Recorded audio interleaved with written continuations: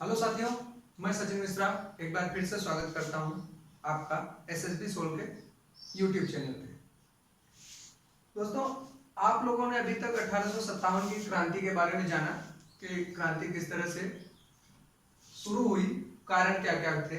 आज हम लोग जानेंगे कि कहां कहां पर किस किस ने क्रांति का नेतृत्व किया, ये विरोध से विद्रोह किस तरह से बनी, इसके बारे में बात करेंगे।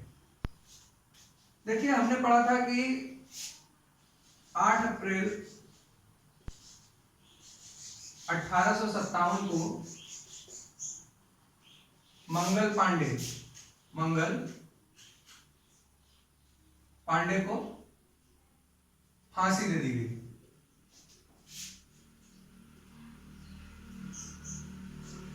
जो कि 34वीं बटालियन का सैनिक था बैरकपुर छावनी में।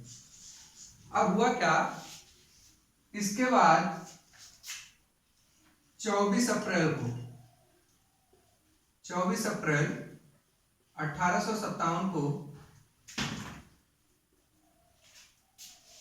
मेरठ के सैनिकों ने उन कारतूसों का प्रयोग करने से इनकार कर दिया जिसके लिए यह अफवाह फैली थी कि उसमें गाय और सूअर की चर्बी लगी हुई है, जो कि बाद में सही साबित हुई। तो उसका प्रयोग करने से उन्होंने कर दिया इनकार।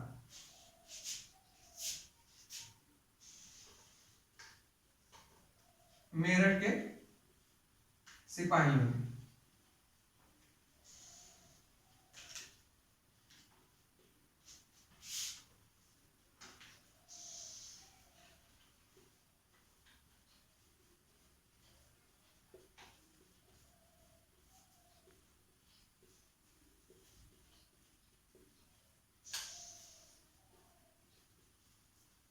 अब हुआ क्या,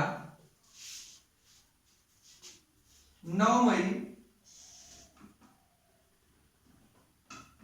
अब इन्होंने जब इनकार किया तो अंग्रेजी सरकार ने 85 सैनिकों को, कितने,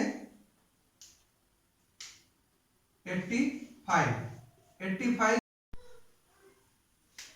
तो 85 सैनिकों को बर्खास्त कर दिया गया।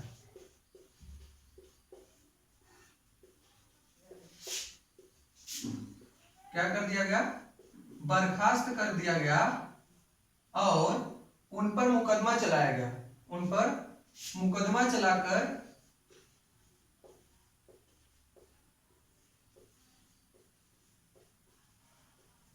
सबको 10-10 साल की सजा दे दी गई। 10-10 साल की सजा दे दी गई। इसका परिणाम यह हुआ कि 9 मई 1957 को अन्य जो सैनिक थे उन्होंने विद्रोह किया और सैनिकों को छुड़ा लिया।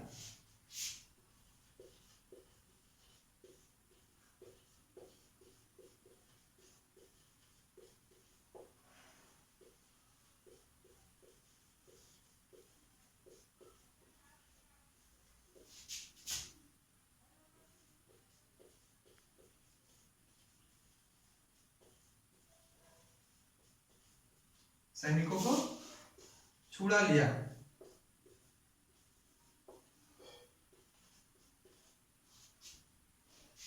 अब सैनिकों को छुड़ाने के बाद क्या हुआ कि 10 मई को भोर में ही 10 मई को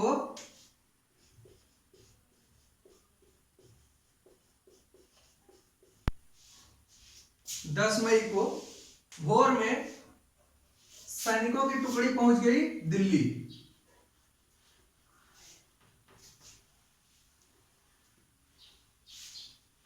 दिल्ली पहुंचने के बाद उन्होंने,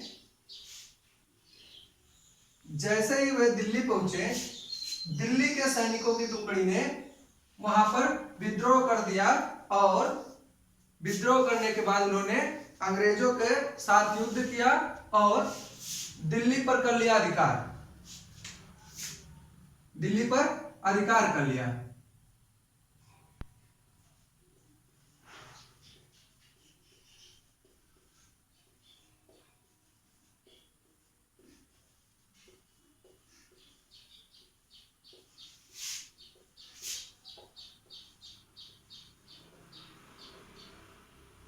अब अधिकार करने के बाद समस्या ये पैदा हुई कि इन सैनिकों का कोई नेतृत्व करने वाला नेता नहीं था।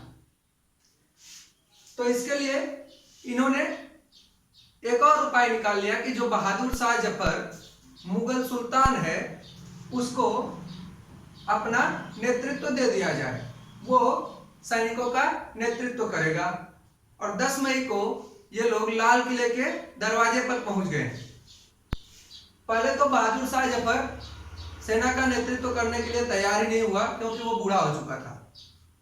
लेकिन बाद में सैनिक जबरदस्ती उसके महल में घुस गए और उसके ऊपर दबाव बनाने लगे कि नहीं, नेतृत्व तो आपको ही करना पड़ेगा। मजबूरन बहादुर शाह जफर को नेतृत्व करने की सहमति देनी पड़ी। अब देखिए हुआ क्या कि कुछ छोटे छोटे राज्य थे जो मुगल सम्राट को ही, जो मुगल सम्राट था बहादुर शाह जफर, उसको ही अपना बादशाह मानते थे और वो अंग्रेजों से भयभीत थे कि अंग्रेज उनके भी राज्य को हड़प लेंगे। तो उनको ये लगा कि अगर बहादुर शाह जफर फिर से बादशाह बनता है, अंग्रेज यहाँ से भाग जाते हैं, तो हम निर्भीक होकर अपने शासन को चला सकते हैं। तो इसके लिए छोटे छोटे राज्यों ने सहयोग करना शुरू कर दिया। अब हुआ क्या कि बहादुर शाह जफर ने अन्य जो राज्य थे उनको सहयोग के लिए आमंत्रित करना शुरू किया। और सहयोग के लिए जब आमंत्रित करना शुरू किया तो हडसन के नेतृत्व में, हडसन के नेतृत्व में एक सेना पहुंची दिल्ली।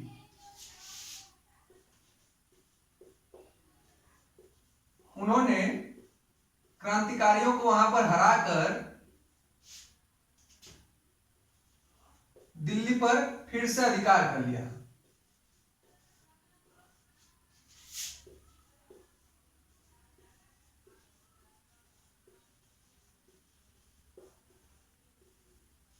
दिल्ली पर अधिकार करने के बाद हुआ क्या कि बहादुर शाह जफर के बेटों को उसके सामने ही गोली मार दी गई और बहादुर शाह जफर और उसकी बेगम को रंगून जेल भेज दिया गया। कहां?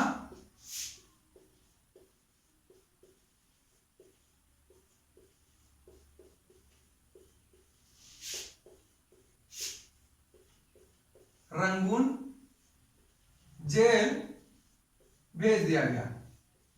बाद में यहीं पर उसकी मृत्यु हो गई। अंग्रेजों को लगा कि सब कुछ शांत हो जाएगा, लेकिन हुआ क्या कि क्रांतिकारी धीरे धीरे अन्य जगहों पर भी पहुंचने लगे। जब बहादुर शाह जफर ने लोगों को आमंत्रित करना शुरू किया तभी विद्रोह विस्तृत हो चुका था, लेकिन समाचार फैलने में समय लग गया। इसी बीच दिल्ली पर अंग्रेजों का फिर से आधिपत्य हो गया। अब देखिए दिल्ली के बाद हम लोग बात करेंगे लखनऊ की। किसकी?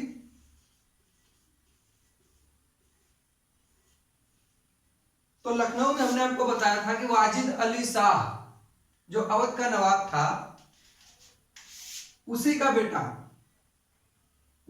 बेटा नाम था बिरजिस कादर। इसको नवाब बना दिया गया।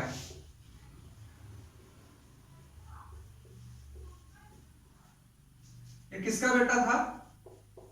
वाजिद अली शाह का। और इसकी माता थी बेगम हजरत महल। बेगम हजरत महल ने यहां पर क्रांतिकारियों का नेतृत्व किया और अंग्रेजों को अपनी ताकत का परिचय कराया। अब हुआ क्या? 1858 मार्च 1858 में कैंपवेल के नेतृत्व में, किसके? कैंपवेल के नेतृत्व में सेना दिल्ली पहुंची। किसकी सेना? अंग्रेजों की।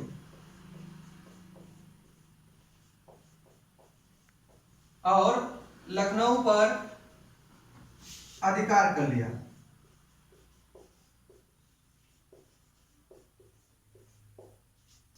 बेगम हजरत महल गिरफ्तारी से बचने के लिए नेपाल चली गई। कहां? नेपाल। इस तरह से लखनऊ में भी विद्रोह को दबा दिया गया। इसके बाद आते हैं कानपुर। कानपुर की बात करें तो कानपुर में हमने आपको बताया पेशवा बाजीराव के दत्तक पुत्र जिनका नाम था नाना साहब या धोंदू पंत।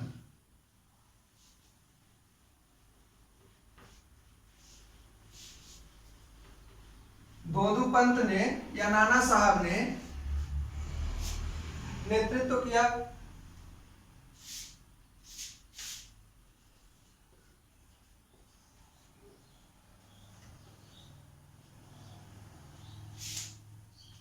उन्होंने अपने आप को पेशवा घोषित किया और कहा कि हमको पेशवा के पूरे अधिकार और पेंशन दे दिए जाएं। लेकिन कंपनी अपने शक्ति के मद में चूर थी, उन्होंने उनकी बात नहीं सुनी और उनको पेंशन देने से मना कर दिया और यहां तक कह दिया कि अब पेशवाई नहीं चलेगी।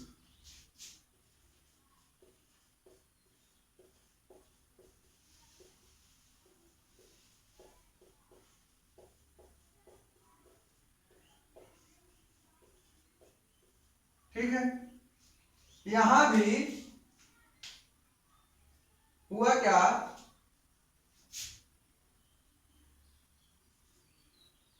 जिम्मेदारी दी गई लड़ने की तात्या टोपे को। किसको?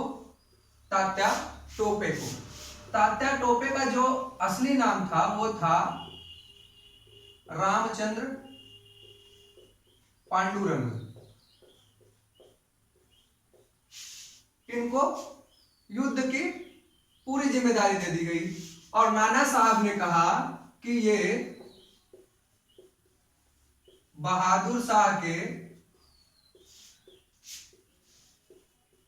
गवर्नर है। क्या है? गवर्नर के रूप में काम करेंगे। अब हुआ क्या कि दिसंबर 1857 में ही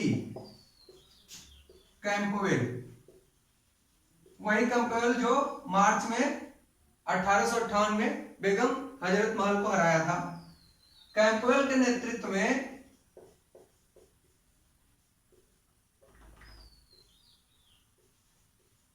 अंग्रेजों ने कानपुर पर अधिकार कर लिया।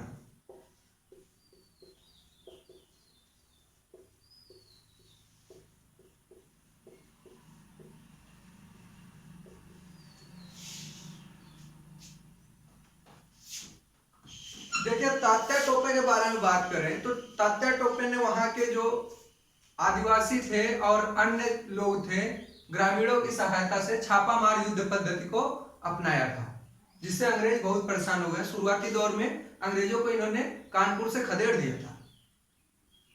अब इसके बाद बहुत ही महत्वपूर्ण स्टेट आता है जिसको कहते हैं झांसी। उस समय झांसी राज्य बहुत ही शक्तिशाली राज्य माना जाता था। झांसी, यहां के राजा थे गंगाधर राव। कौन? गंगाधर राव। अब गंगाधर राव की मृत्यु हो गई और गंगाधर राव की मृत्यु के बाद इनकी बेगम, इनकी रानी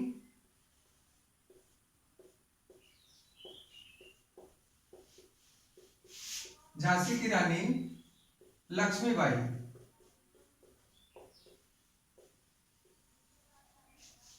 देखिए, इनकी वीरता की बात करेंगे हम लोग।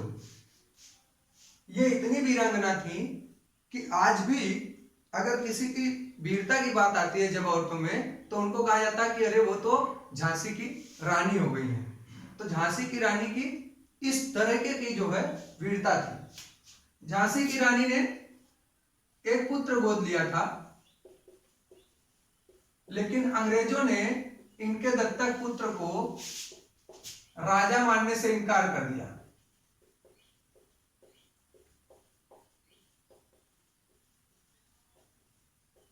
और इनके राज्य को हड़प नीति के तहत अंग्रेजी राज्य में विलय करने का सोचा।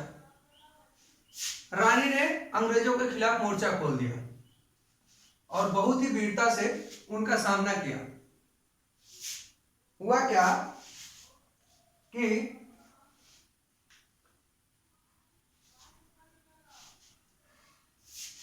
1858 में ह्यूरोज के नेतृत्व में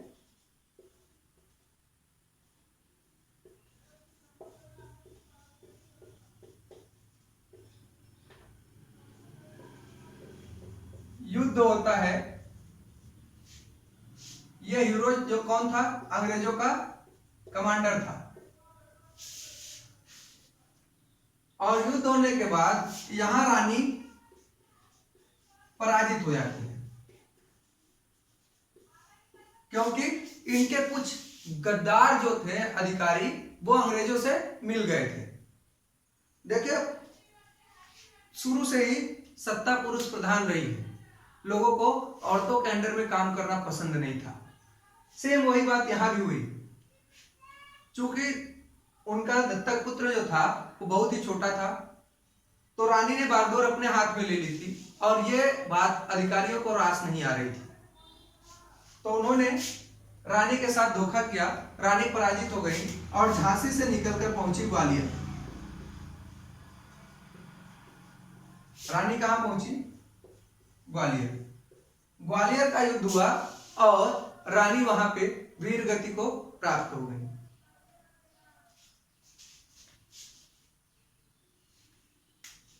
रानी की वीरांगना, इतनी वीरांगना थी रानी कि जब वो शहीद हुई तो उनकी शहादत पर ह्यूरोज ने, जो कि उनका ही शत्रु था, ह्यूरोज के नेतृत्व में ही अंग्रेजों ने रानी को पराजित किया। ह्यूरोज ने कहा था कि ये जो महिला यहां सोई हुई है, क्या कहा कि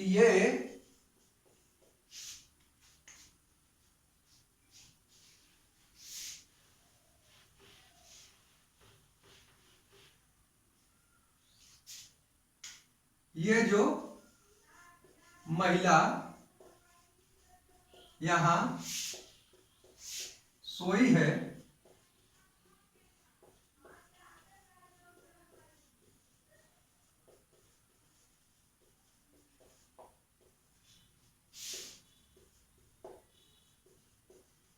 ये सभी विद्रोहियों में अकेली मर्द है।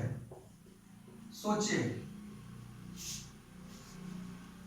झांसी की रानी जिनकी वीरता की अंग्रेज भी तारीफ करते हैं, उसने कहा कि ये जो महिला यहां सोई हुई है वो सभी विद्रोहियों में अकेली मर्द है। ये थी रानी लक्ष्मीबाई। अब रानी लक्ष्मीबाई की बात करें तो इनकी सेना में एक और वीरांगना थी, नाम था झलकारी बाई। अगर रानी की बात करें तो और उनकी बात न की जाए तो उनके साथ हो सकता है थोड़ा सा अन्याय हो जाए, तो इसलिए हम लोग रानी झलकारी बाई की भी बात करेंगे। किसकी? जब झांसी में रानी पराजित हो गई तो वो चली गई ग्वालियर, और ग्वालियर में पराजित होने के बाद वो युद्ध मैदान से उन्होंने निकलने का सोचा कि अगर यहां से निकल जाऊंगी तो फिर से अंग्रेजों से अपनी पूरी शक्ति के साथ युद्ध कर सकूंगी। इसमें साथ दिया झलकारी बाई ने। झलकारी बाई ने रानी का मुकुट अपने सर पर रख लिया और युद्ध करते हुए अंग्रेजों के बीच पहुंच गई। इसी बीच किसी अंग्रेज ने रानी को निकलते हुए देख लिया और उसने रानी का पीछा किया। इधर झलकारी बाई भी युद्ध करते हुए शहादत को प्राप्त हो गई और उधर रानी भी शहीद हो गए। इसके बाद आते हैं बाबू कुंवर सिंह।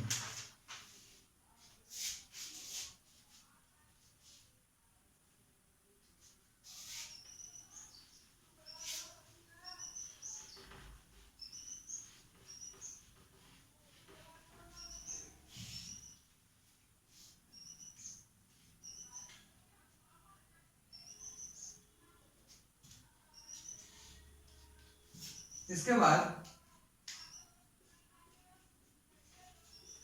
जगदीशपुर के बारे में बात करेंगे।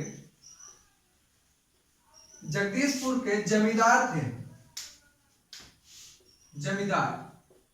चूंकि उस समय जितना भी तबका था सब के सब परेशान हो चुके थे अंग्रेजों से।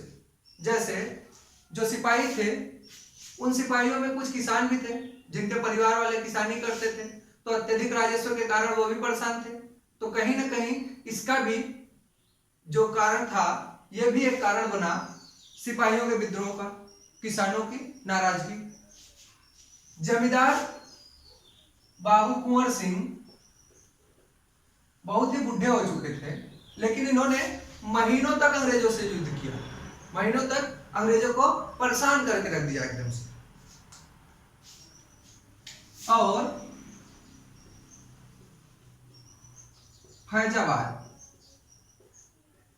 फैजाबाद में मौलवी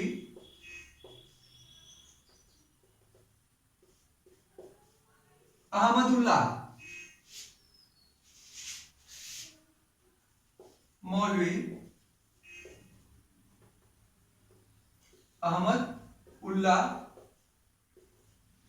इन्होंने तो यह तक कह दिया कि बस कुछ दिन और, इसके बाद अंग्रेज भारत छोड़ के भाग जाएंगे, क्योंकि क्रांति की झलक ऐसे ही दिखाई पड़ती थी। और अंग्रेजों के खिलाफ इन्होंने जिहाद का नारा दिया।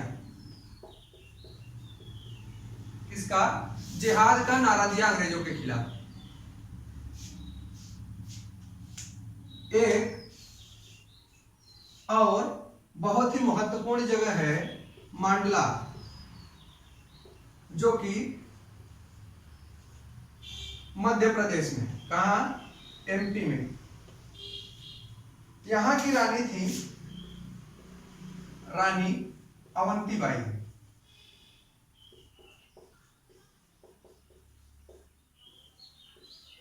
रानी अवंतीबाई ने 4000 सैनिकों को इकट्ठा किया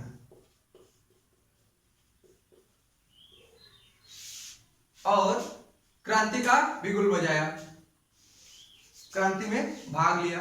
लेकिन दुर्भाग्यवश ये भी पराजित हुई और शहीद हो गई।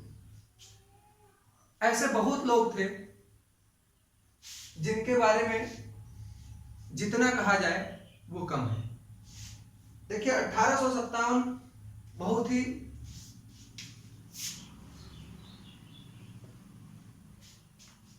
जबरदस्त विद्रोह था और कहा जाए तो यही भारत के आजादी का पहला संग्राम था।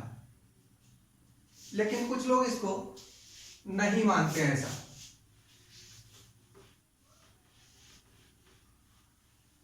तो हम लोगों ने ये सब चीजें देख ली।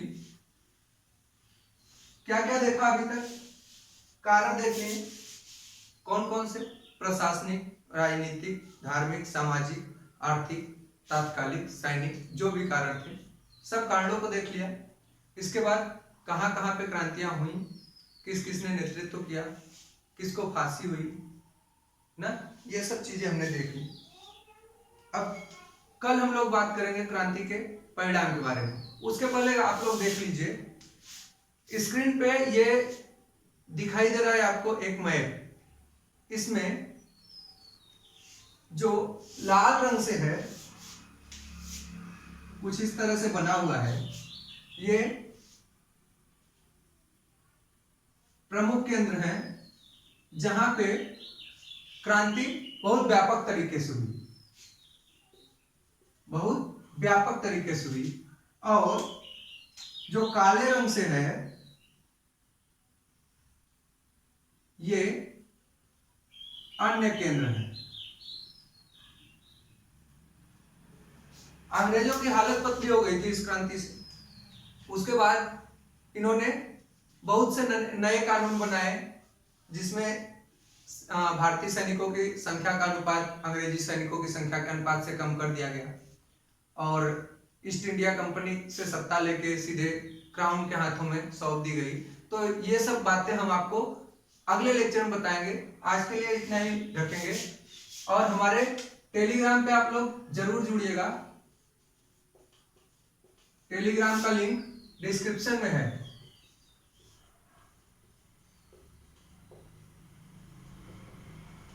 और लाइक, शेयर, सब्सक्राइब करना तो बिल्कुल मत भूलिएगा। जो भी सुझाव आपके हैं, जो भी शिकायतें हैं हमसे, या जो कुछ क्वेश्चन वगैरह हैं, वो आप हमसे कमेंट के माध्यम से पूछ सकते हैं। टेलीग्राम पे आपको आज का जो मैप है वो मिल जाएगा, साथ में कुछ क्वेश्चन मिल जाया करेंगे।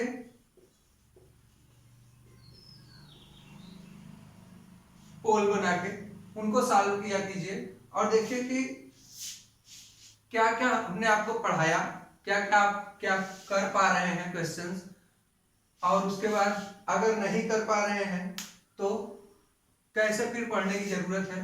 अगर कुछ छूट रहा है तो वो भी हमें कमेंट कीजिएगा, क्योंकि हम अपनी तरफ से पूरी कोशिश कर रहे हैं कि कुछ भी छूटने ना पाए। जितने भी वनडे एग्जाम होते हैं उन सब के लिए ये क्लास बहुत ही ज्यादा जरूरी है, चाहे वो एनडीए हो, एनडीए में 10 क्वेश्चन पूछे जाते हैं, चाहे वो पेट हो, एसएससी हो, जीडी, सीजीएल, सीएचएसएल, एमटीएस, जितने भी पेपर हो रहे हैं एसएससी के, रेलवे हो, ग्रुप डी का एग्जाम आने वाला है, यूपी पुलिस हो, या दिल्ली पुलिस कांस्टेबल आया है अभी, इन सब के लिए ये क्लास बहुत ही इंपॉर्टेंट है। तो आगे की जानकारी के लिए हमारे साथ बने रहिएगा हमारे YouTube चैनल एसएसबी सॉल्व पे। आगे हम आप लोगों को मिलेंगे। क्रांति सफल हुई तो कैसे, या असफल हुई तो कैसे, तो इन सब के बारे में हम लोग नेक्स्ट लेक्चर में बात करेंगे। तब तक के लिए धन्यवाद।